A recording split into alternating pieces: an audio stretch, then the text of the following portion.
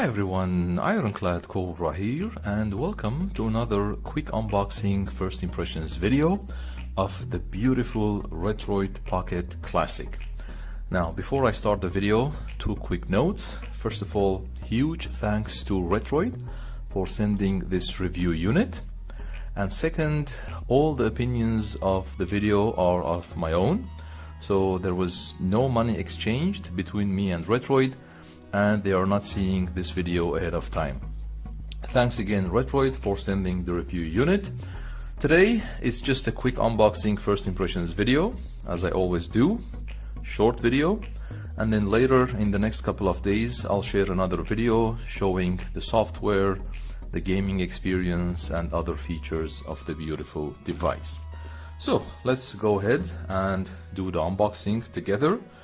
And as this is a review unit, I normally get a random color. So let's see what color I got. Okay, so it's the classic 6-button color option, which is the Sega Saturn or Sega Genesis layout. And all the colors I think are very beautiful, as you see. My first choice of colors, if I'm ordering this with my own money, would be the retro or the DMG, because I'm a huge fan of the retro and the DMG color option. So anyway, this is the 6 gigs of RAM with 128 gigs of storage, because as you see here there are two options: 4 gigs of RAM with 64 gigs of storage. This is $120 US. And then the 6 gigs of RAM with 128 gigs of storage, this is $130 US. So I personally, if I were to choose, I would spend $10 more and get the 6 plus 128 gigabyte, because it makes a huge difference on emulation. So as you see, this is the front part of the box. This is the classic. Beautiful minimal packaging from Retroid, as you see here. Nothing in the back here. And let's get ahead and unbox it together.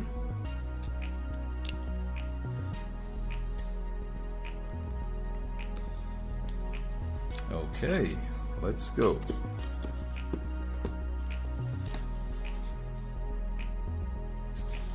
As you see here, we have the spec sheet from Retroid.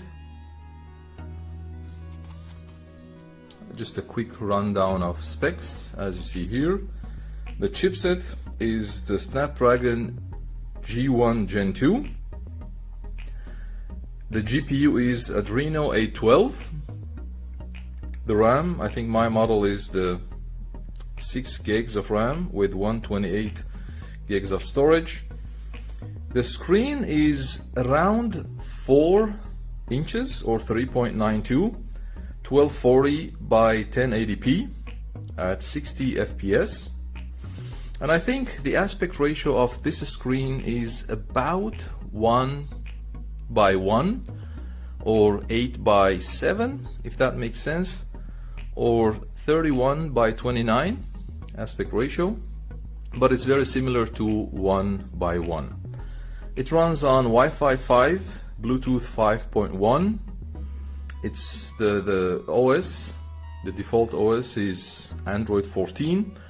I hope the Rocknix, the Linux guys will do a build on Linux as well, because I think it will look great when you run Linux on it, as the previous Retroid models with the Mini, RP5 and the Flip 2, they all are supporting Rocknix as well. So I'm hoping that this will also have the dual boot option. The battery 5000 milliamp, and then the weight is around 225 grams. Of course, you can see all these specs on the website as well. I'll include everything in the video description. I'll also include the link if you want to purchase the device from Retroid's official website. So this is the certification, the quality assurance, as Retroid has. It's a pass, and then we have the unit itself here.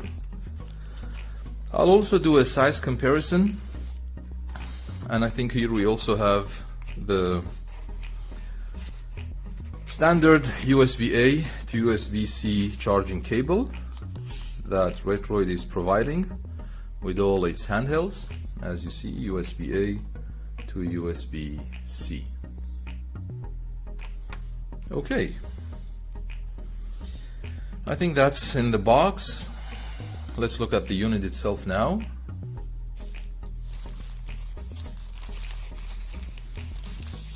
Oh man, very beautiful. Very, it feels really premium in the hands. And the Sega Saturn 6-button design is very nostalgic. This is my first Sega Saturn color option handheld that I have, and it's very beautiful. Compact in the hands, as you see here. Of course, it's worth mentioning there's also active cooling now at the back. There is a little bit of texture here with beautiful Retroid's logo, the L1, R1, L2, R2 buttons as well, as you see here. Active cooling, exhaust vent as well. And then up front we have the front firing speaker here. And then we have the 6-button layout, ABC, XYZ. Of course, the ABC are concave buttons, whereas XYZ are convex buttons. And then we have here the start and select button or buttons, and then here we have the menu or the home button.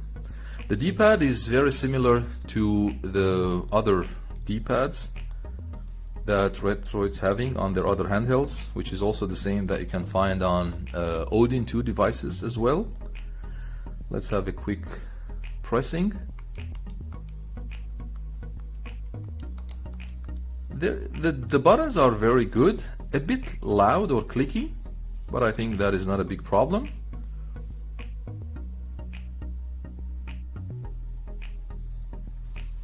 As I said, this 6-button layout will be great for fighting games or special games that require a 6-button layout. There will be no sticks here or analog sticks. I personally wouldn't use this device for PlayStation Portable or PS2 or GameCube emulation, because anything up to PS1 will look great on this device. And as I said, in the next couple of days I'll do some gameplay videos to see the potential of the Snapdragon chipset. So on this side there's nothing. On this side we have the volume button and the on and off button as well. At the bottom we have also nothing. On top we have the micro SD card slot. We have 3.5mm audio jack, and we have the USB-C charging port. The only downside I find on this device will be no video out, which I think would be absolutely okay with me, because as I said, I wouldn't use this device for higher systems other than PS1. In general, the feel is really good. The buttons are very good quality, as you see here. Start and select buttons. A bit loud, I think, but not too loud. That's, bothering. This is the home button, the D-pad. I think I'm quite happy with the buttons. Okay, let's do some size comparison now.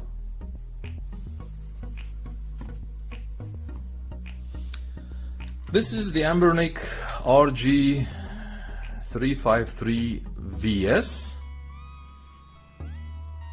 It's a bit smaller than the classic, as you see here. And then this is the Ambernic RG35XX Plus. It's even smaller. So I just wanted to put it for you in perspective. I might do another comparison video with these all three devices. This is in the $50-55 US price range. This is $80, $85 or $90 US price range. and the Retroid Pocket Classic is the 120-130 price range. So now you see the difference in size. If you wish, I can also do a quick comparison in size with the Retroid Pocket Mini. It's a bit shorter than the Mini, but of course it's wider. I think this is quite pocketable device, as we see here. So I think that will be for today. Just a quick unboxing first impressions video. I'm quite impressed by the beautiful build quality of Retroid, as they always do. I'll do another video in the next couple of days showing some gameplay. So that would be for today. Thanks for watching. Feel free to like and subscribe if you enjoyed the video, and always remember, we don't stop gaming because we grow old. We grow old because we stop gaming.